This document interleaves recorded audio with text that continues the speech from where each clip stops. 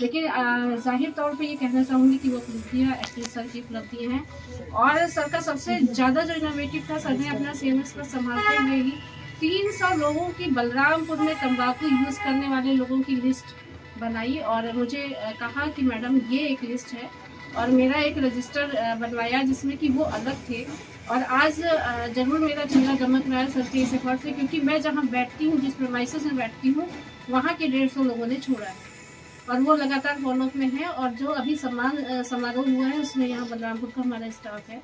उससे भी अच्छी बात यह कि अब वही स्टाफ श्रृंखलाबद्ध तरीके से जागरूक करते हुए और मरीजों को भेज रहा है। और ये हमारे क्लिनिक की तंबाकू उन्मूलन केंद्र की बहुत बड़ी उपलब्धि है, जिसमें मैं बिल्कुल हमारे डॉक्टर साहब का बहुत ज़्यादा योगदान रहता है और मैं उनकी हृदय से आभारी हूँ और हमेशा रहूँगी। सर, स्थापना दिवस के अवसर पर मेरा कार्यकाल 1 वर्ष पूरा हो रहा है। इस 1 वर्ष में चिकित्सालय में सबसे पहले तो ये हुआ कि कोविड के बाद चिकित्सालय की सारी सिस्टम और व्यवस्थाएं बिल्कुल ध्वस्त हो गई थी।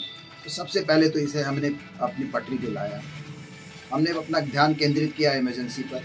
इमरजेंसी को हमने काफ़ी सुधारा, कई वहाँ पे सिस्टम हमने लागू किए जिससे कोई भी मरीज़ हमारा आता है तो वो वहाँ अटेंड हो जाता है, और अगर वो बहुत सीरियस है तो वो तुरंत हमारे आईसीयू में शिफ्ट हो जाता है।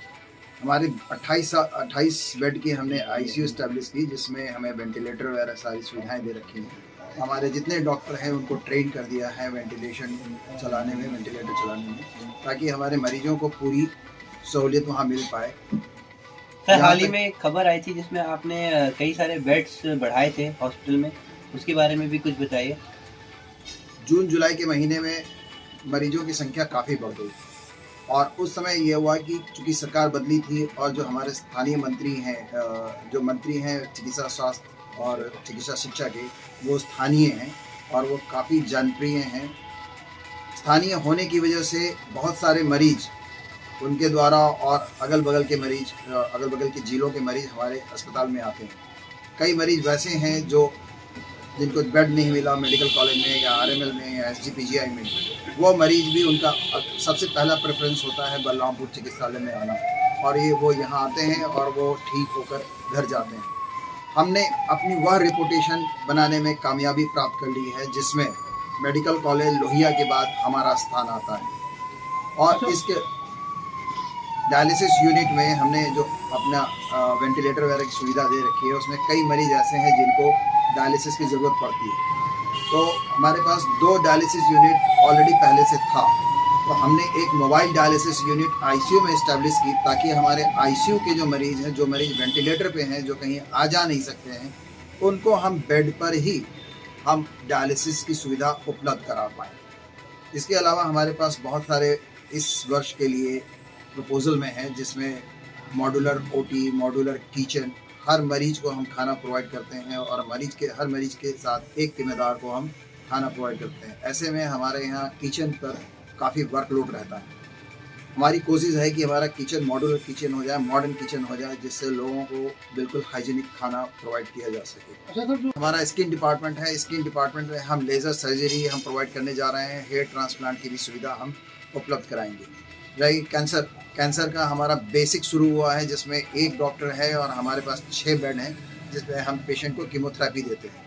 कैंसर एक बहुत बड़ा विभाग है, तो हमारी कोशिश रहेगी कि हमारा कैंसर विभाग और बढ़े और लोहिया और केजीएमयू के और एसजीपीजीआई के समकक्ष में आए। सर, प्रधानमंत्री का लक्ष्य है 2025 तक ट्यूबरक्लोसिस को ख़त्म करने का। उसकी दिशा में बलरामपुर अस्पताल और क्या क्या काम कर रहा है? इस दिशा में एक तो हम सारे मरीजों का रजिस्ट्रेशन कराते हैं। एक बार मरीज का रजिस्ट्रेशन होता है तो उसके तुरंत बाद उसके पासबुक में 500 रुपये प्रति माह उसके लिए जाने लगता है। इसके अलावा प्रधानमंत्री द्वारा अल्प आहार, इनके लिए पुष्ट आहार की व्यवस्था की गई है, जो रेड क्रॉस के माध्यम से इनको प्रत्येक माह दी जाती है। बहुत ज़्यादा प्रॉब्लम उस केस में आती है जो लंबे समय का इलाज होने के कारण कई लोग दवाएं छोड़ देते हैं और वो इरेगुलर ट्रीटमेंट करते हैं। उन केसेस में वो ड्रग रेजिस्टेंट ट्यूबरक्लोसिस हो जाता है। तो ड्रग रेजिस्टेंट ट्यूबरक्लोसिस का इलाज बहुत आसान नहीं है। हम लोगों ने अपने चिकित्सालय में 4 बेड का मल्टी ड्रग रेजिस्टेंट ट्यूबरक्लोसिस का वार्ड इस्टेब्लिश किया है, जहां हम उसका ट्रीटमेंट करते हैं। बाकी इनसे संबंधित जितनी दवाएं हैं वो हमारे यहाँ उपलब्ध हैं और हम मरीज को फॉलो करते हैं ताकि कोई मरीज ऐसा ना हो कि अपनी दवाई वो छोड़ दे और उसके बाद फिर उसको ड्रग रेजिस्टेंट ट्यूबरकुलोसिस हो जाए। ठीक, थैंक यू सर।